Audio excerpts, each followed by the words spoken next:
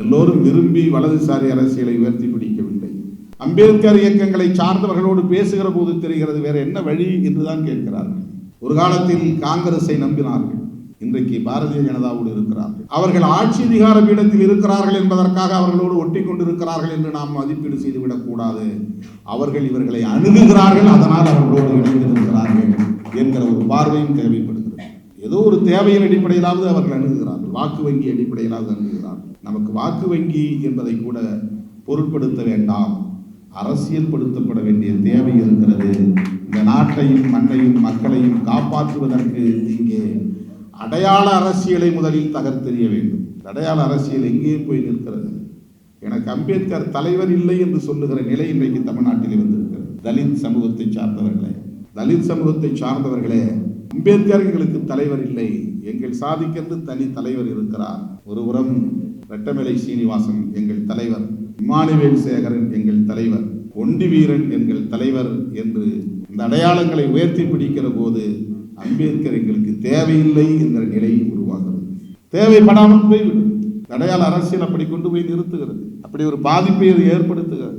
அம்பேத்கரே எங்களுக்கு தலைவர் இல்லை என்று ஒருவன் நினைத்தால் மார்க்ஸை எப்படி அவன் தலைவராக ஏற்றுக்கொள்வான்? சேக்குவேராவை எப்படி அவன் தலைவராக ஏற்றுக்கொள்வான்? அவன் பார்வை எப்படி விரிந்த பார்வையாக, பரந்த பார்வையாக பரிணாமம் பெறும்? எப்படி அவன் இந்த அரசியலை உள்வாங்கிக் கொள்ள முடியும்? மொழியை அடையாளமாக கருதுகிறவன் தெலுங்கு பேசுகிறவனை எதிரி என்கிறான். உண்மையான கருத்தியல் பகை எது என்று அடையாளம் காட்டுவதற்கு பதிலாக வெறும் மொழி அடையாளத்தை பகை என்று காட்டுகிறான். அவனை போல் உழைக்கிற பாட்டாளியை எதிரி என்கிறான். வட இந்தியக்காரன் இங்கே ஏன் வருகிறான்? அவனை விரட்டி அடியுங்கள் என்று தொழிலாளர்களே விரட்டி அடிக்கக்கூடிய நிலைக்கு அது கொண்டு போய் தள்ளுகிறது. மொழி அடையாளம் எத்தகைய பாதிப்பை ஏற்படுத்துகிறது? அவனிடத்திலே ஒரு இடதுசாரி பார்வை இருந்தால் அந்த தாக்கம் இருக்குமா என்கிற கேள்வி நமக்கு எடுக்கிறது. சேக்குவேரா அடையாள அரசியலை தகர்க்கிற ஒரு அடையாளம், ஒரு ஆளுமை. அதை இளம் தலைமுறையினரிடத்தை நாம் எடுத்து செல்ல கடமைப்பட்டவர்களாக இருக்கிறோம். ஈழத்தமிழர் பிரச்சனையில் கூட நான் தொடக்கத்தில் இருந்து சொல்லுவதுண்டு. அதை இந்த மொழிவழி தேசிய அரசியல் பேசக்கூடிய கும்பல் எப்படி போய் சுருக்கிவிட்டார்கள் என்றால், அங்கே நடந்த இனப்படுகொலைக்கு கருணாநிதி தான் காரணம் என்று சுருக்கிவிட்டார்கள். திமுக தலைவர் மீது குற்றம் சாட்டுகிறார்கள் என்பதற்காக இதை நாம் சொல்லவில்லை. திமுகவை அவர்கள் விமர்சிக்கட்டும், திமுக தலைமை மீது அவர்கள் குற்றம் சொல்லட்டும், அது அவர்களுக்கான அரசியல். ஆனால் ஈழத்தில் நடந்த இனப்படுகொலை, முள்ளிவாய்க்கால் இனப்படுகொலைக்கு உண்மையான காரணம் என்ன என்பதை திமுக எதிர்ப்பிலிருந்து பார்த்தால் புரிந்து கொள்ள முடியுமா? கருணாநிதி எதிர்ப்பிலிருந்து மட்டும் பார்த்தால், அணுகினால் அதை புரிந்து கொள்ள முடியுமா? அதிலே உலக நாடுகளின் பங்களிப்பு உண்டா இல்லையா? அதற்கு பன்னாட்டு பார்வை தேவையா இல்லையா? அது எந்த அடிப்படையிலே இடதுசாரி நாடுகள் கூட தமிழீழ விடுதலையை அணுகியது அல்லது ஏற்க மறுத்தது? உலகத்தில் எத்தனையோ இடதுசாரி நாடுகள் இருக்கின்றன. அந்த நாடுகளில் ஒன்று கூட தமிழீழ விடுதலையை நாங்கள் அங்கீகரிக்கிறோம் என்று ஏன் பிரகடனம் செய்யவில்லை? இடதுசாரி இயக்கங்களும் அந்த விடுதலை போராட்டத்தை ஒரு தேசிய விடுதலை போராட்டமாக ஏற்றுக்கொண்டதாக எங்கேயும் நம்மால் காண முடியவில்லையே. ஏன்? இந்த விமர்சனங்கள் நமக்கு தேவையா இல்லையா? வெறும் மொழி அடையாளத்தை பிடித்து தொங்குவதனால் ஏற்படுகிற ஒரு அடையாள அரசியலின் சிக்கல்.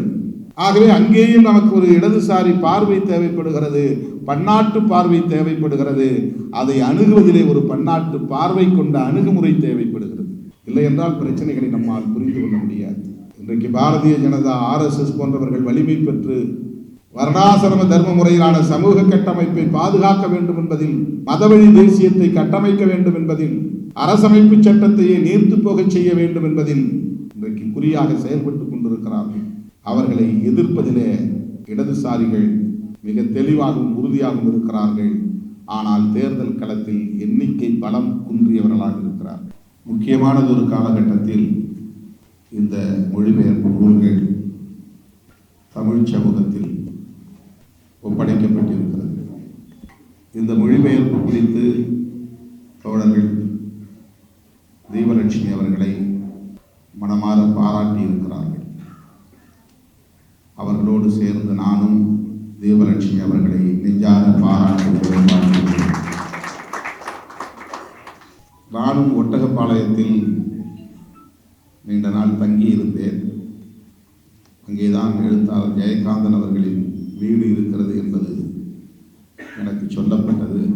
ஆனால் அறிமுகம் இல்லை. அந்த வழியே தான் தினமும் நான் அலுவலகத்திற்கு செல்வேன். நான் அப்போது தடய அறிவியல் துறையில் பணியாற்றி கொண்டிருந்தேன். அரசியல் பணிகளையும் செய்து கொண்டிருந்தேன். ஒவ்வொரு நாளும் அந்த வழியே தான் நான் வருவது போவது என்கிற நிலை இருந்தது. ஆனால் எழுத்தாளர் ஜெயகாந்தன் அவர்களையும் சந்திக்கிற வாய்ப்பு இல்லாமல் போய்விட்டது. எழுத்தாளர் தீபலட்சுமி அவர்களையும் சந்திக்கிற வாய்ப்பு இல்லாமல் போய்விட்டது. நீண்ட காலத்திற்கு பிறகு, 2 நாட்களுக்கு பிறகு அவரை எங்கள் கட்சி அலுவலகத்திலே சந்திக்கிற வாய்ப்பு கிடைத்தது. அவர் ஆற்றிய உரை கேட்டு நான் மிகவும் மகிழ்ச்சி அடைந்தேன். எழுத்தாளர் ஜெயகாந்தன் அவர்களுக்கு இந்த நேரத்தில் நாம் நன்றி சொல்ல கடமைப்பட்டிருக்கிறோம். புலிக்கு பிறந்தது பூனையாகுமா என்பார்கள். அப்படிப்பட்ட ஒரு நல்ல இடதுசாரி சிந்தனை உள்ள வாரிசை தமிழ் சமூகத்திற்கு அவர் ஒப்படைத்திருக்கிறார் என்பது பெருமைக்குரியது. மொழிபெயர்ப்பு எவ்வளவு கடினமானது என்பதை தோழர்கள் இங்கே எடுத்துச் சொன்னார்கள்.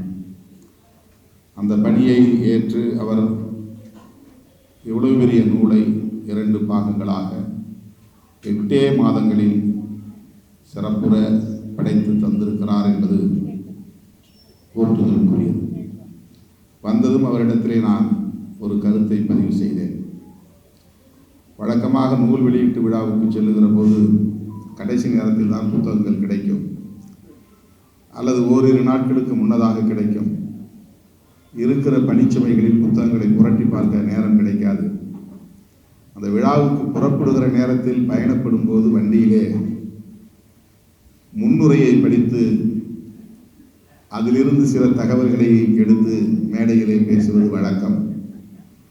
நான் அண்ணா சாலையில் அண்ணா மேம்பாலத்தை கடந்த பிறகுதான் புத்தகத்தையே திறந்து பார்த்தேன். முன்னுரை இருக்குமா என்று தேடினேன், இல்லை. எண்ணுரை இருக்குமா என்று தீபலட்சுமியின் கட்டுரை இருக்குதா என்று பார்த்தேன், இல்லை. சரி, பாரதி புத்தகாலயம் பதிப்புரையாவது செய்திருக்கிறதா என்று தேடினேன், இல்லை. முன்னுரை இல்லாமல், அணிந்துரை இல்லாமல், பதிப்புரை இல்லாமல், உங்களுடைய எண்ணுரை இல்லாமல் இது வந்திருக்கிறதே.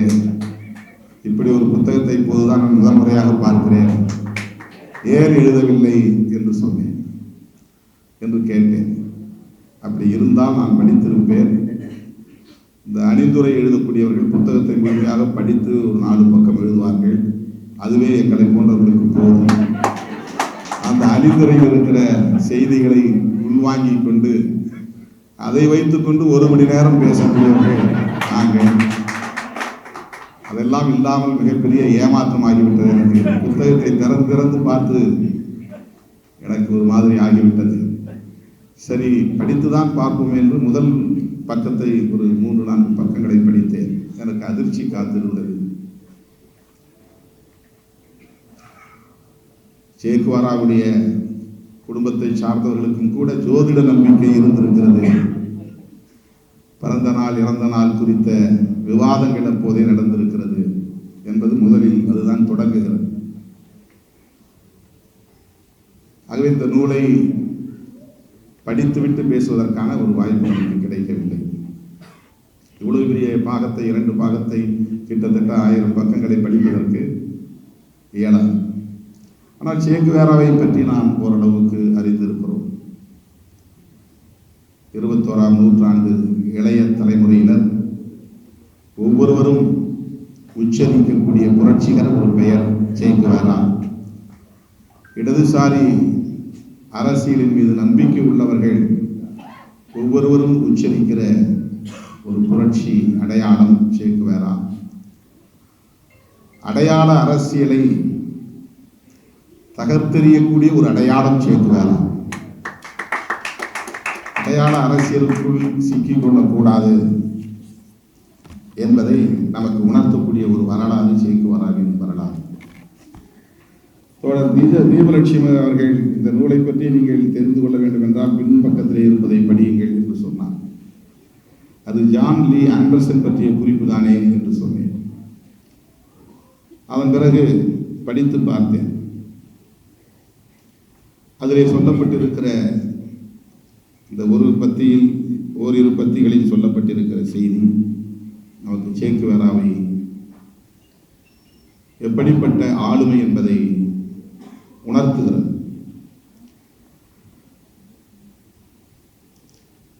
அவர் ஏன் உலகத்தால் இன்றைக்கு கொண்டாடப்படுகிறார் என்பதை நாம் அறிவோம். என் ஊர் என் குடும்பம் என்று பெரும்பாலான மனிதர்கள் அந்த வளையத்திற்குள்ளேயே தங்களை சுருக்கிக் கொள்ளுகிற வாழ்க்கையை கொண்டிருக்கிறோம். நமக்கு அதிகபட்சம் என் குடும்பம், அதை தாண்டினால் என் ஊர். சிலர் இன்னும் கொஞ்சம் பரந்த உள்ளம் கொண்டவர்கள் எங்கள் மாவட்டம் என்பார். இன்னும் சிலர் பரந்த உள்ளம் கொண்டவர்கள் எங்கள் சாதி என்பார்கள். இன்னும் சிலர் பரந்த உள்ளம் கொண்டவர்கள் எங்கள் மதம் என்பார்கள். சிலர் எங்கள் மாநிலம், எங்கள் மொழி என்பார்கள். சிலர் எங்கள் நாடு, எங்கள் தேசம் என்பார்கள். இதுதான் இந்த அளவுக்குத்தான் நம்முடைய பரந்த பார்வை. ஆனால் சே குவேராவின் பார்வை பன்னாட்டு பார்வை, எல்லைகள் கூடாது என்கிற பார்வை. அதைவிட முக்கியமாக தேசியவாதம் குறித்த பார்வை என்பதுதான் முக்கியமானது. அதிலே இந்த பத்தியில் சொல்லப்பட்டிருக்கிற ஒன்றை படித்தபோது நான் அந்த இடத்திலே சற்று நின்று மீண்டும் படித்தேன். சே குவேரா கண்ட கனவு மகத்தானது.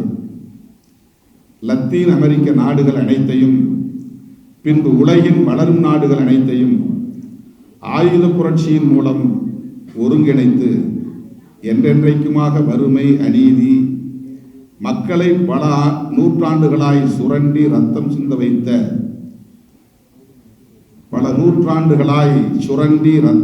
வைத்த அற்ப தேசியவாதங்கள் ஆகியவற்றை ஒழித்து கட்டுவதே அந்த கனவு. சேவின் கனவு அற்ப தேசியவாதங்களை ஒழித்து கட்டுவதே. அந்த அற்ப தேசியவாதங்கள் என்னவாக இருக்கின்றன? மக்களை பல நூற்றாண்டுகளாய் சுரண்டி, ஒரு நூற்றாண்டு 2 நூற்றாண்டு அல்ல, பல நூற்றாண்டுகளாய் சுரண்டி ரத்தம் சிந்த வைத்த அற்ப தேசியவாதங்கள் ஆகியவற்றை ஒழித்து கட்டுவதே அந்த கனவு. அதுக்கு முன்னாலே சில வரிகள் இருக்கின்றன, அதை விட முக்கியமானவை. தேசியவாதங்களை, அற்ப தேசியவாதங்கள், அந்த தேசியவாதங்கள் எந்த அளவுக்கு உழைக்கிற மக்களின் உழைப்பை சுரண்டுகிறது, ரத்தத்தை சிந்த வைக்கிறது, உயிர்களை பழிவாங்குகிறது. அத்தகைய தேசியவாதங்களை ஒழித்து கட்டுவதுதான் சே குவேராவின் கனவு. இன்றைக்கு இந்தியாவில் தேசியவாதம் எவ்வாறு பேசப்படுகிறது என்பது நமக்கு தெரியும். மொழிவழி தேசியவாதம் ஒரு புறம், மதவழி தேசியவாதம் இன்னொரு புறம். காந்தி காலத்தில் காங்கிரஸ் முன்வைத்த தேசியவாதம் நாட்டின தேசியவாதம். என் நாடு இந்தியா, நாங்கள் இந்தியர்கள் என்கிற தேசியவாதம். மொழியை கடந்து, மதங்களை கடந்து, சாதியை கடந்து இந்தியர்களாய் ஒருங்கிணைவோம் என்று சொல்லுகிற ஒரு தேசியவாதமாக இருந்தது. ஆனால் இன்றைக்கு அது ஒருபுறம் மொழிவழி தேசியவாதங்களாக பரிணமித்து என் மொழி, என் இனம், இனம் சார்ந்த என் தேசம் என்கிற தேசியவாதம். இந்த நாட்டில் பெரும்பான்மை மதம்தான் இந்த நாட்டுக்கான மதமாக, அரச மதமாக இருக்க வேண்டும். அந்த மதத்தின் அடிப்படையில் தான் இங்கே தேசியம் கட்டமைக்கப்பட வேண்டும் என்கிற தேசியவாதம். சேவின் கனவு இவ்வாறான எல்லா தேசியவாதங்களையும் ஒழித்து கட்டுவதாக இருக்கிறது என்பதை நாம் புரிந்து கொள்ள வேண்டும். அவரை வெறும் ஹீரோவாக நாம் பார்ப்பது ஒரு புரட்சியாளர் என்கிற வகையிலே பெருமிதம் கொள்வது, அவரை பற்றி பேசுவதே நமக்கு பெருமை என்று கருதுவது என்கிற எல்லைகளை கடந்து அவர் எப்படி இந்த கோட்பாட்டு புரிதலுக்கு வந்தார், அவர் வாழ்ந்த காலத்தில், அவர் களமாடிய அந்த சமகாலத்தில் அவர் எப்படி பிறரிடமிருந்து மாறுபட்டவராக, மாறுபட்ட சிந்தனை உடையவராக தன்னை பரிணமித்துக் கொண்டார் என்கிற அந்த கோணத்தில் அவரை நாம் பார்க்க வேண்டியிருக்கிறது. மார்க்சியம் அவருக்கு அடிப்படையாக இருந்தது, ஒரு கோட்பாட்டு புரிதலை தந்தது, தேச எல்லைகளை கடந்து சிந்திக்கிற பன்னாட்டு பார்வையை கொடுத்தது என்பதை நாம் அறிகிறோம். இந்த பன்னாட்டு பார்வை ஒரு சர்வதேசிய பார்வை, அதுவும் இன்றைக்கு உலகம் ஒட்டுமொத்தமாக ஒரு கிராமத்தை போல் சுருங்கி இருக்கிற நிலையில் ஒவ்வொரு தேசத்தின் அரசியலிலும் பன்னாட்டு அரசியல் உள்ளடக்கமாக இருக்கிறது என்கிற அந்த புரிதலில் இருந்து நாம் இவற்றையெல்லாம் அணுக வேண்டியிருக்கிறது. இந்த குறைபாடுகள் தான் நமக்கிடையிலே ஒரு ஒருங்கிணைவுக்கு முட்டுக்கட்டையாக இருக்கிறது. வலதுசாரி அரசியல் இன்றைக்கு வலுப்பெறக்கூடிய ஒரு சூழல் உருவாகி இருக்கிறது. எத்தனை கட்சிகளும் இருக்கலாம், ஒவ்வொரு கட்சியும் ஒவ்வொரு கொள்கையை கொண்டிருக்கலாம், கோட்பாட்டை பேசலாம், தேசியவாதங்களை பேசலாம். ஆனால் உலகம் முழுவதும் இரண்டு பார்வைதான், ஒன்று வலதுசாரி பார்வை, இன்னொன்று இடதுசாரி பார்வை. நாம் எந்த பக்கம் இடதுசாரி அரசியல் என்கிற அந்த பக்கத்தில் நாம் நிற்கிறோமா, அல்லது வலதுசாரி அரசியலை நாம் உள்வாங்கி இருக்கிறோமா என்பதை ஆய்வுக்கு உட்படுத்த வேண்டிய பொறுப்பு இன்றைய இளைய தலைமுறையினருக்கு இருக்கிறது. இதை மக்களிடத்திலே, இளைய தலைமுறையினரிடத்திலே நாம் கொண்டு செல்ல கடமைப்பட்டவர்களாக இருக்கிறோம். களப்பணிகளின் ஊடாகவும் இவற்றை நாம் கற்றுக்கொள்ள கடமைப்பட்டிருக்கிறோம். ஆனால் இன்றைக்கு களப்பணிகளை விட சமூக ஊடகங்களின் வாயிலாக அரசியல் செய்வதே போதுமானது, ஆட்சியை கூட கைப்பற்றிவிட முடியும் என்கிற ஒரு சூழல் உருவாகி இருக்கிறது. ஆக வலதுசாரி அரசியல் என்றால் என்ன, இடதுசாரி அரசியல் என்றால் என்ன? கம்யூனிஸ்ட் கட்சிகள் மட்டுமே இடதுசாரி பார்வை கொண்ட அமைப்புகள், பிறகு அமைப்புகள் அத்தகைய பார்வையை கொண்டிருக்கின்றனவா? அவ்வாறு இல்லை என்றால் அவற்றை எப்படி நாம் வளர்த்தெடுப்பது? இது கம்யூனிஸ்ட் கட்சிகளுக்கு இருக்கிற பொறுப்பு. நான் சில தோழரிடத்திலே சொல்லுவேன், தலித்துகளையும் பழங்குடிகளையும்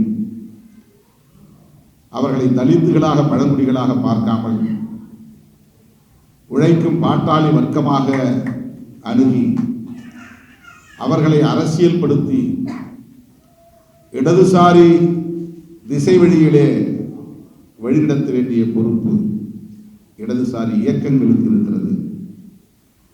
அவர்கள் காங்கிரஸோடு உறவாடுகிறார்கள் அல்லது பாரதிய ஜனதாவோடு ஐக்கியமாகிறார்கள் என்றால் அதற்கு பாரதிய ஜனதாவோ காங்கிரஸோ பொறுப்பல்ல, இடதுசாரிகள் தான் பொறுப்பேற்க வேண்டும்.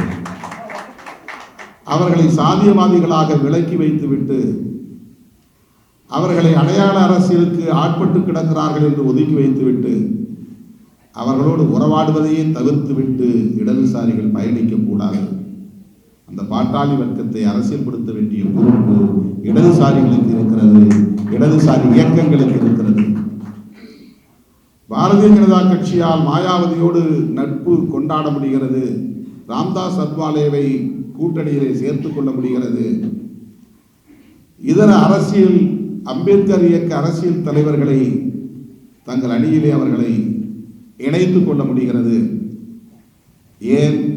இடதுசாரி இயக்கங்களோடு அவர்களை நாம் இணைக்க தவறிவிட்டோம். அப்படி ஏன் இடதுசாரி இயக்கங்களோடு இந்த இயக்கங்கள் கடந்த காலங்களில் இணையாமல் போயின? அவர்களும் பாட்டாளி வர்க்கம் தானே, அவர்களும் உழைக்கும் எளிய சமூகம் தானே, அவர்கள் தன்னியல்பாகவே இடதுசாரி இயக்கங்களோடு தானே இணைந்திருக்க வேண்டும். மக்கள் இணைந்திருந்தாலும் இயக்கங்களாய் இருப்பவர்கள் அந்த மக்களிடையே ஒரு தாக்கத்தை ஏற்படுத்தக்கூடியவர்களாக இருக்கிறார்கள். அந்த மக்களை பிளவுபடுத்தக்கூடிய, இடதுசாரி இயக்கங்களோடு சேரவிடாமல் தனிமைப்படுத்தக்கூடிய தாக்கத்தை அந்த இயக்கங்கள் ஏற்படுத்துகின்றன. அதை தடுக்க வேண்டுமானால் அம்பேத்கர் பெயரில் இயங்குகிற இயக்கங்களையும் இடதுசாரி அரசியலை நோக்கி இணைக்க வேண்டிய தேவை இடதுசாரி இயக்கங்களுக்கு இருக்கிறது என்பதை நான் பல மேடைகளில் சுட்டிக்காட்டியிருக்கிறேன்.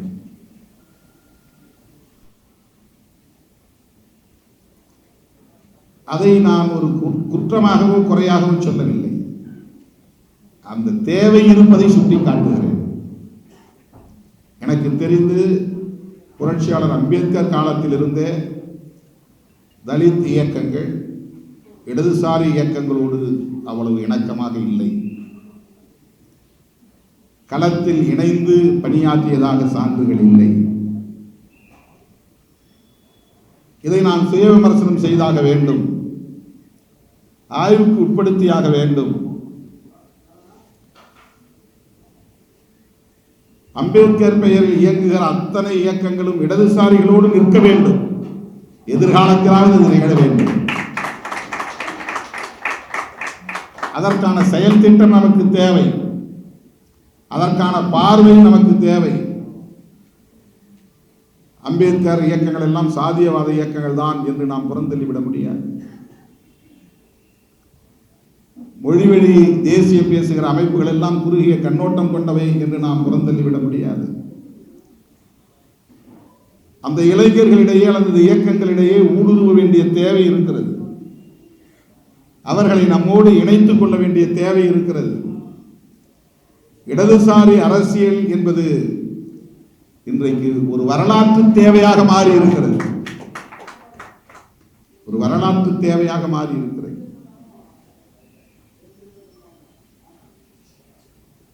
மிக வேகமாக இதை இளம் தலைமுறையிடம் நாம் கொண்டு போய் சேர்க்க வேண்டியிருக்கிறது.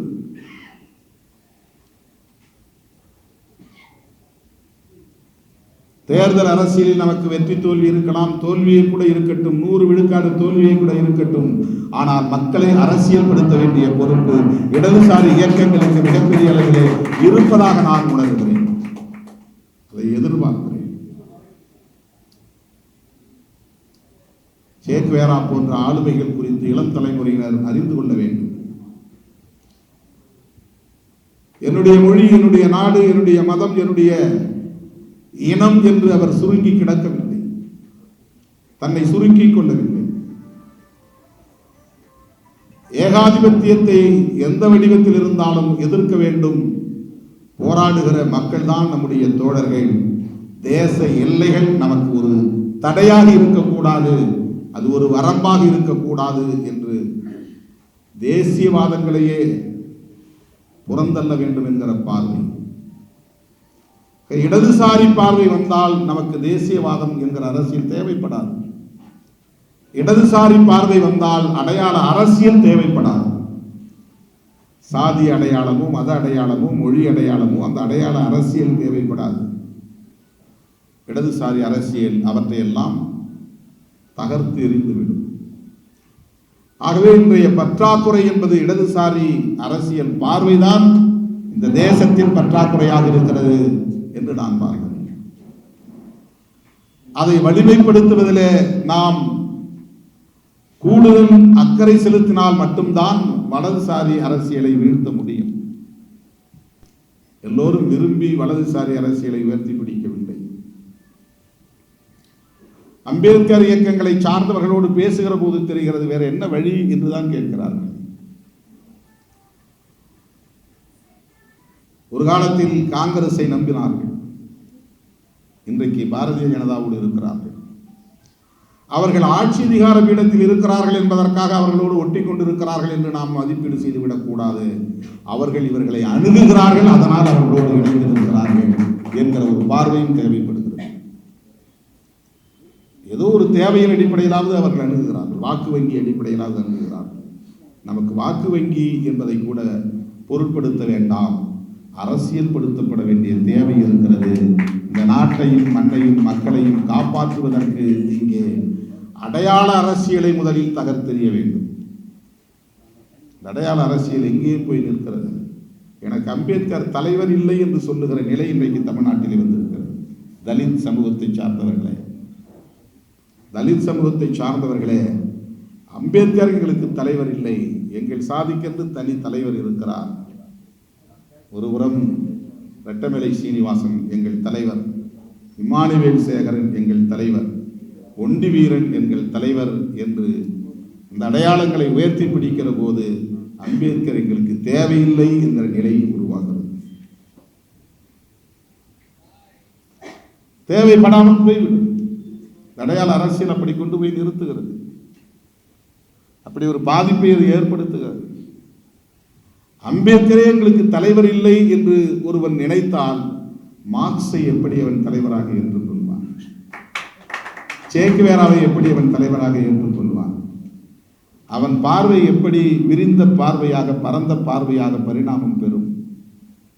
எப்படி அவன் இந்த அரசியலை உள்வாங்கிக் கொள்ள முடியும்? மொழியை அடையாளமாக கருதுகிறவன் தெலுங்கு பேசுகிறவனை எதிரி என்கிறான். உண்மையான கருத்தியல் பகை எது என்று அடையாளம் காட்டுவதற்கு பதிலாக வெறும் மொழி அடையாளத்தை பகை என்று காட்டுகிறான். அவனை போல் உழைக்கிற பாட்டாளியை எதிரி என்கிறான். வட இந்தியக்காரன் இங்கே ஏன் வருகிறான்? அவனை விரட்டி அடியுங்கள் என்று தொழிலாளர்களே விரட்டி அடிக்கக்கூடிய நிலைக்கு அது கொண்டு போய் தள்ளுகிறது. மொழி அடையாளம் எத்தகைய பாதிப்பை ஏற்படுத்துகிறது?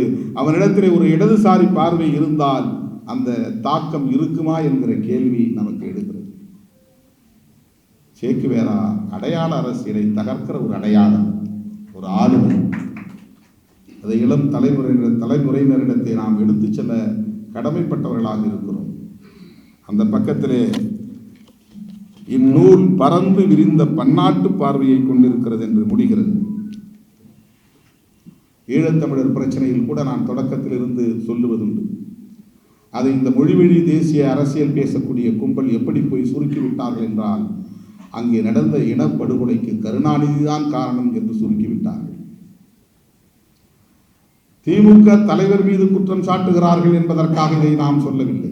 திமுகவை அவர்கள் விமர்சிக்கட்டும், திமுக தலைமை மீது அவர்கள் குற்றம் சொல்லட்டும், அது அவர்களுக்கான அரசியல். ஆனால் ஈழத்தில் நடந்த இனப்படுகொலை, முள்ளிவாய்க்கால் இனப்படுகொலைக்கு உண்மையான காரணம் என்ன என்பதை திமுக எதிர்ப்பிலிருந்து பார்த்தால் புரிந்து கொள்ள முடியுமா? கருணாநிதி எதிர்ப்பிலிருந்து மட்டும் பார்த்தால், அணுகினால் அதை புரிந்து கொள்ள முடியுமா? அதிலே உலக நாடுகளின் பங்களிப்பு உண்டா இல்லையா? அதற்கு பன்னாட்டு பார்வை தேவையா இல்லையா? அது எந்த அடிப்படையிலே இடதுசாரி நாடுகள் கூட தமிழீழ விடுதலையை அணுகியது அல்லது ஏன் ஏற்க மறுத்தது? உலகத்தில் எத்தனையோ இடதுசாரி நாடுகள் இருக்கின்றன. அந்த நாடுகளில் ஒன்று கூட தமிழீழ விடுதலையை நாங்கள் அங்கீகரிக்கிறோம் என்று ஏன் பிரகடனம் செய்யவில்லை? இடதுசாரி இயக்கங்களும் அந்த விடுதலை போராட்டத்தை ஒரு தேசிய விடுதலை போராட்டமாக ஏற்றுக்கொண்டதாக எங்கேயும் நம்மால் காண முடியவில்லையே. ஏன்? இந்த விமர்சனங்கள் நமக்கு தேவையா இல்லையா? வெறும் மொழி அடையாளத்தை பிடித்து தொங்குவதனால் ஏற்படுகிற ஒரு அடையாள அரசியலின் சிக்கல். ஆகவே அங்கேயும் நமக்கு ஒரு இடதுசாரி பார்வை தேவைப்படுகிறது, பன்னாட்டு பார்வை தேவைப்படுகிறது. அதை அணுகுவதிலே ஒரு பன்னாட்டு பார்வை கொண்ட அணுகுமுறை தேவைப்படுகிறது. இல்லை என்றால் பிரச்சனைகளை நம்மால் புரிந்து கொள்ள முடியாது. இன்றைக்கு பாரதிய ஜனதா, RSS போன்றவர்கள் வலிமை பெற்று வர்ணாசிரம தர்ம முறையிலான சமூக கட்டமைப்பை பாதுகாக்க வேண்டும் என்பதில் மதவழி தேசியத்தை கட்டமைக்க வேண்டும் என்பதில், அரசமைப்பு சட்டத்தையே நீர்த்து போக செய்ய வேண்டும் என்பதில் இன்றைக்கு குறியாக செயல்பட்டுக் கொண்டிருக்கிறார்கள். அவர்களை எதிர்ப்பதிலே இடதுசாரிகள் மிக தெளிவாகவும் உறுதியாகவும் இருக்கிறார்கள்.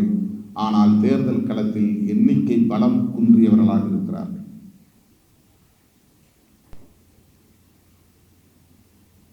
இதை எப்படி நாம் எதிர்கொள்ளப் போகிறோம்? நாடாளுமன்றத்திலே இன்றைக்கு பாரதிய ஜனதாவை வெறும் தேர்தல் அரசியல் அடிப்படையிலே எதிர்க்கிறவர்கள் என்ற ஒரு வகை இருக்கிறது, கருத்தியல் அடிப்படையில் எதிர்ப்பவர்கள் என்ற ஒரு வகை இருக்கிறது. எலக்டோரல் மோட்டிவ் என்பது வேறு, எலக்டோரல் கான்ட்ராடிக்ஷன் என்பது வேறு. Ideological motive and ideological contradiction என்பது வேறு. இன்றைக்கு பாரதிய ஜனதாவையும் சங் பரிவார்களையும் கொள்கை சார்ந்து கருத்தியல் சார்ந்து மூர்க்கமாக எதிர்ப்பவர்கள் இடதுசாரிகள். அதிலே ஒரு விழுக்காடு கூட சந்தேகம் இல்லை. ஆனால் பாரதிய ஜனதாவை இதே அணுகுமுறையில் தான் எல்லா கட்சிகளும் எதிர்க்கின்றனவா என்றால் இல்லை.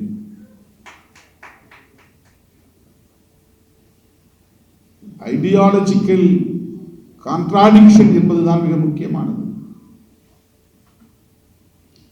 வலதுசாரி கருத்தியல் என்பதுதான் இங்கே ஆபத்தானது. அவர்கள் முன்மொழியக்கூடிய அந்த கருத்தியலை புரிந்து கொள்வதற்கு, அதன் ஆபத்தை புரிந்து கொள்வதற்கு இடதுசாரி பார்வை தேவையானது. இல்லை என்றால் அதை எளிதில் புரிந்து கொள்ள முடியாது. ஒரு எலக்டோரல் மோட்டிவாக பார்த்தால் யாரோடவும் சேரலாம், அவர்களோடவும் சமரசம் செய்து கொள்ளலாம் என்கிற நிலைப்பாட்டை எடுக்க நேரும். அப்போது வலதுசாரி அரசியலை வீழ்த்த முடியாது. ஆகவே இன்றைக்கு இந்திய அரசியலில் என்னுடைய இந்த 35 ஆண்டு கால பொது வாழ்வில் இருக்கிற புரிதலில் இருந்து நான் சொல்லுகிறேன், இங்கு இருக்கிற மிகப்பெரிய குறை இடதுசாரி பார்வை குறைதான், இடதுசாரி அரசியல் பார்வை குறைபாடுதான். இதை நாம் வளர்த்தெடுக்க கடமைப்பட்டவர்களாக இருக்கிறோம். இது தொடர்பான இலக்கியங்கள், லிட்ரேச்சர், லெஃப்ட் ஓரியன்டட் லிட்ரேச்சர் இன்னும் பல்கி பெருக வேண்டும். அந்த படைப்புகள் பெருக வேண்டும். சேக்வேரா போன்ற ஆளுமைகளின் வரலாறு, வாழ்க்கை புதிய புதிய இளைய தலைமுறையினரிடையே ஒரு இன்ஸ்பிரேஷன், தாக்கத்தை அது ஏற்படுத்தும். ஒரு புதிய பார்வையை அது தரும்.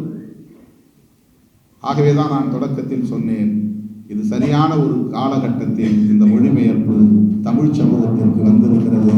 தீபலட்சுமிக்கு நாம் பாராட்டவும் வாழ்த்தவும் கடமைப்பட்டிருக்கிறோம் என்று நான் சொன்னேன். இது போய் சேர வேண்டும்.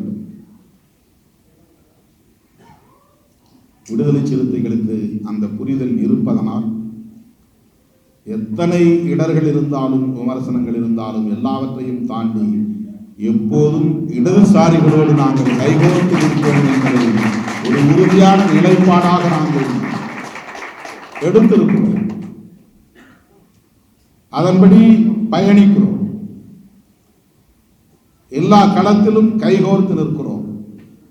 இது தொடரும் தொடரும் தொடரும் என்பதை சொல்லி இந்த வாய்ப்பு நிறைவு செய்கிறோம். நன்றி, வணக்கம்.